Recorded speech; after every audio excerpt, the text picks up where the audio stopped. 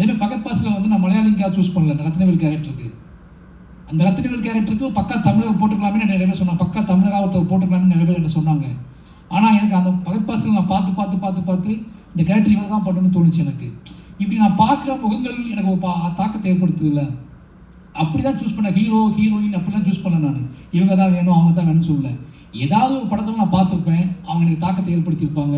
எப்படி நான் என்னோடய படங்கள் பார்த்து என்னோட நடிகர்களுக்கு வந்து மாரி செல்வராஜ் படத்தில் நடிக்கணும்னு ஆசை வருதோ, அதே மாதிரி ஆக்டர்ஸ் படங்களை பார்த்து இவங்க கூட ஒரு படம் ஒர்க் பண்ணால் நல்லா இருக்குமேனு எனக்கு தோணுது. இது ரொம்ப மியூச்சுவலான ஒரு பாயிண்ட் ஆஃப் வியூ தான் இது.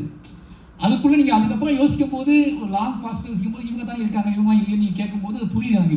இப்போ புரியுது எனக்கு, பட் தெரியல. ஆனால் ஆர்ட் ஃபார்மில் இயங்கும்போது உங்களோட ஆர்ட் ஃபார்மை ஸ்ட்ராங்காக மாற்றுறதுக்கு யார் பயன்படுறாங்களோ அவங்க எப்படியாவது அவங்கள நான் வந்து பேசி புரிய வச்சு, அது அவங்க வெளிநாட்டில் கூட இருக்கலாம், ஒரு இங்கிலீஷ் நடிகராக கூட இருக்கலாம், நம்ம கூட்டிகிட்டு வந்து இவங்க வந்தால் நல்லா இருக்குமேனு தோணுச்சுன்னா போய் ட்ரை பண்ணி பார்க்குறது தான்.